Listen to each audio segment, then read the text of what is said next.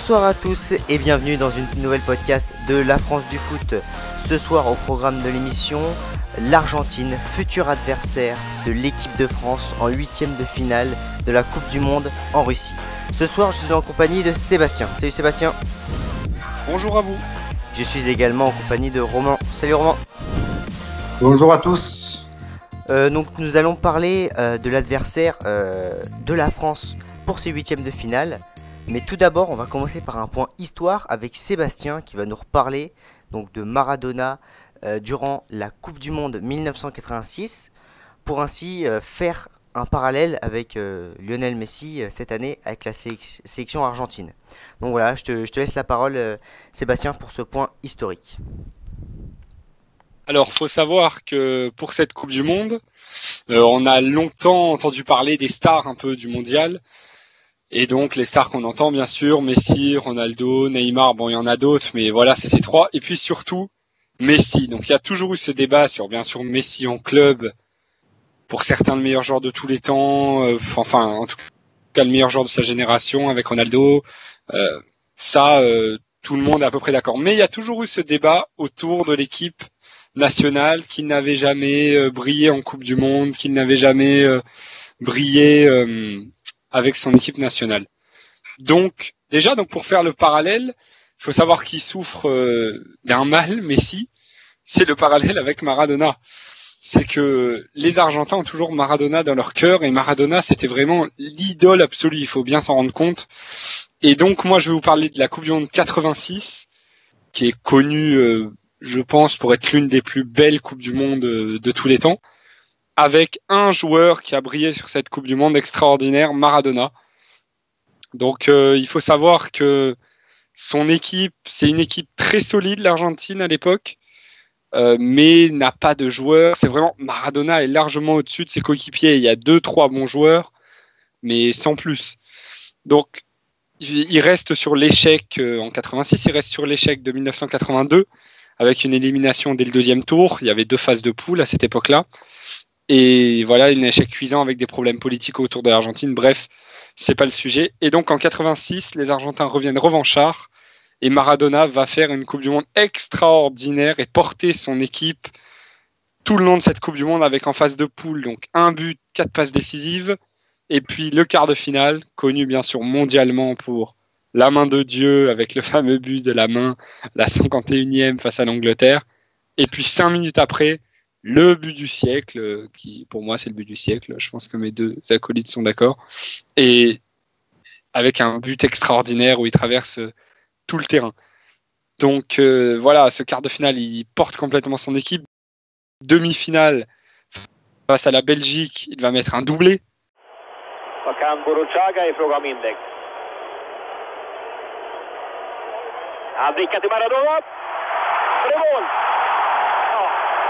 Får inte ge Maradona en...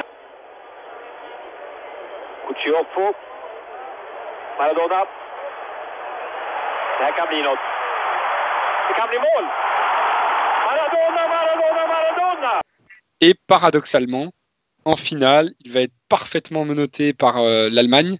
L'Allemagne qui est à l'époque l'Allemagne de l'Ouest, si je ne me trompe pas. Et donc là, dans cette finale, il va être complètement menotté, oui, c'est un bon mot, et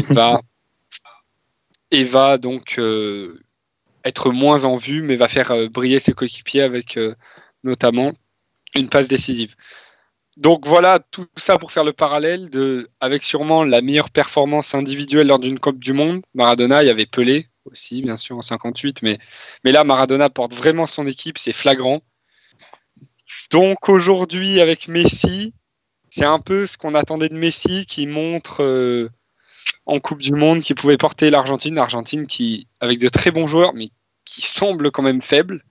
Donc là, on revient du match Argentine-Nigeria avec le 2-1, le but de Rororo à la fin.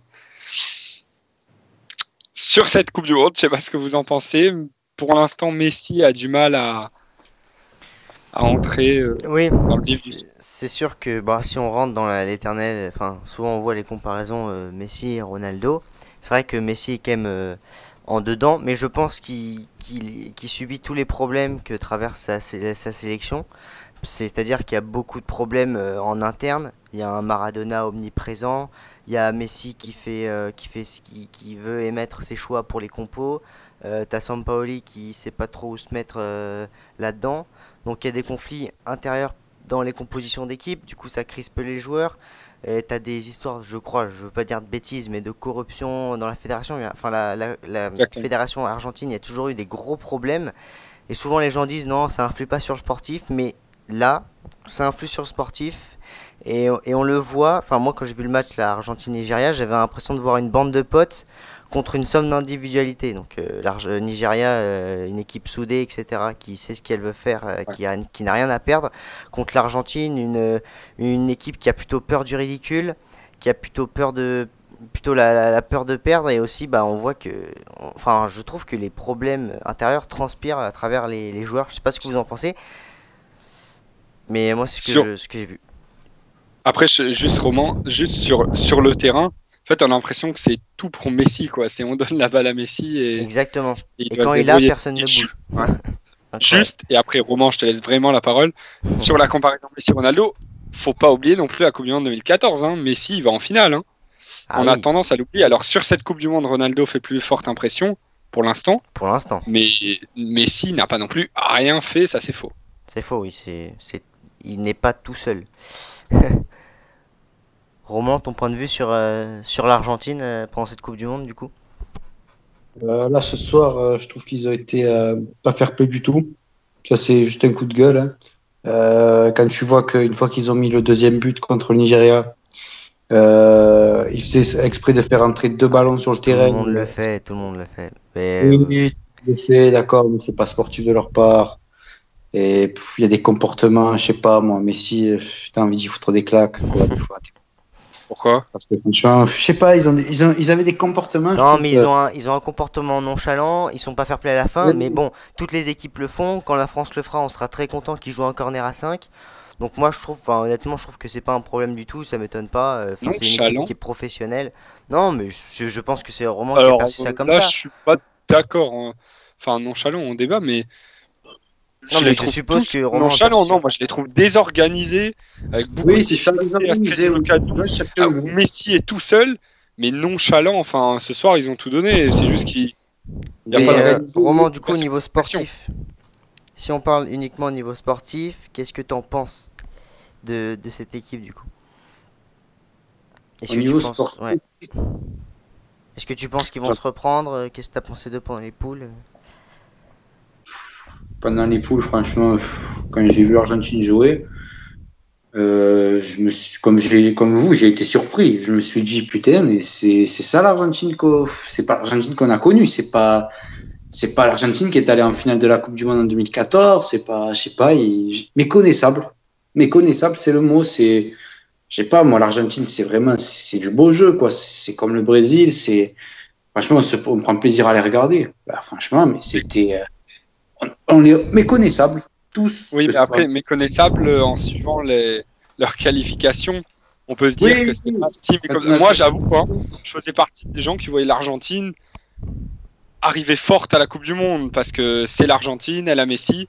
Et puis non, c'était pas prêt. Hein. Au vu Moi, de je leur m'attends qualif, si on enfin moi j'avais vu, j'ai regardé vite fait leur qualif.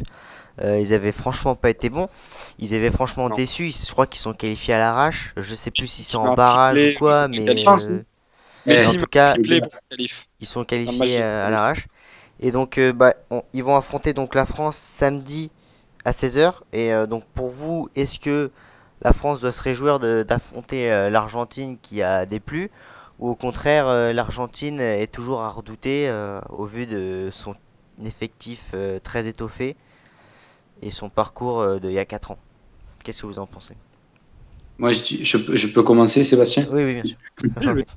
C'est le moment de montrer à l'équipe de France que leur tactique de seulement le résultat, enfin la tactique, ouais, surtout de Didier Deschamps, de montrer que sa tactique que seulement le résultat compte. C'est le moment de le montrer, c'est-à-dire que faut vraiment montrer que la tactique qu'il a mise en place avec l'équipe de France marche contre une grosse équipe. Et là, c'est vraiment le test. Le test qu'il ne faut pas rater. C'est vraiment là, franchement, là, on rate le test. Bah, sortir en huitième, ouais, c'est décevant. Ça ferait chier, ouais. Ça ferait chier, je suis désolé, je suis grossier, mais Ça dépendra du match, en fait. Si on se fait rouler dessus par l'Argentine ou qu'on n'arrive pas à produire de jeu, là, ça sera scandaleux. Après, si c'est l'Argentine qui redevient fort, si transcendant, et genre sur un match de fou, on perd en prolongue, bah, qu'est-ce que tu veux Oui, faire? évidemment, Faut tomber- ça dépend de la physionomie du match, évidemment. Mais en fait, la France a beaucoup de mal à faire le jeu. Donc, souvent, elle a été meilleure en jouant en contre des équipes qui avaient le ballon. Donc là, tant mieux. Je vais très bien voir la physionomie du match. Enfin, je la vois arriver. Ça va être la possession pour l'Argentine et on va jouer en contre. On va essayer de défensivement.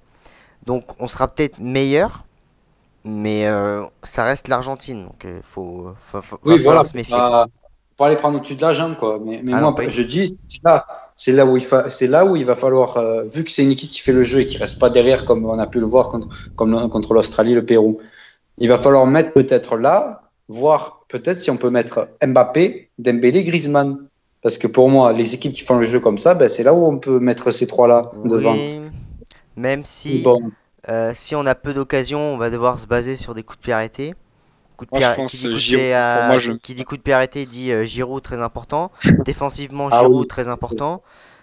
Quand l'autre équipe a la possession, Giroud au pressing, enfin en fait, Giroud c'est un poids sur la défense qui est permanent. C'est pas Roman, quand tu parles de tes trois joueurs, tu mets Giroud devant ou vraiment les trois joueurs dans un 4-3-3? bah pour moi la même Ah. compo qu'aujourd'hui, mais avec Mbappé et Lemar ou Dembélé, enfin il choisira. Mais pour moi, il faut ce point d'appui. Enfin, de toute façon, c'est ce qu'on a vu pendant le match des poules. On voit que quand il y a les trois fusées devant, ça marche pas. Enfin, je caricature un petit peu. Et quand il y a Giroud et qu'il y a un point d'appui, on voit que ça marche beaucoup mieux. on voit que ça marche mieux. Parce que, d'accord, je veux bien tester ta compo avec les trois fusées, mais on a bien vu que. Alors, et en plus, Griezmann, Giroud, ils ont déjà joué ensemble. Ils ont déjà fait l'Euro 2016 ensemble. On a vu que ça a bien marché. Donc, quand on a Quand deux du joueurs monde, offensifs qui se connaissent bien. Et qu'en plus on a des problèmes au niveau de l'animation offensive, bah tu mets les deux mecs qui se connaissent quoi. Et en plus si ça marche bien, bah tant mieux quoi. Même si Griezmann, bon, il a pas convaincu, mais bon, je pense qu'il va pouvoir monter en puissance. Ça, je me fais pas de. Oui, moi pas de non soucis. plus. Il va monter. Voilà, voilà. Bon. Bah, les gars, on va creuser les droits. Ouais. On croise les doigts pour l'équipe de France. Donc samedi 16h, je crois que On c'est à va Kazan. la foutre au fond. On va la foutre au fond. Voilà. Apprécier les talents de chanteur de Sébastien. En espérant que Ah là, je suis tordu là. que ça nous porte L'Argentin. chance. Mais c'est vrai que l'Argentine c'est un premier gros obstacle. Donc Il y a plein de questions pour on verra tout ça samedi et de toute façon vous pouvez suivre tous les lives des matchs et de la Coupe du Monde toujours sur le Allez, les groupe Bleus. Twitter.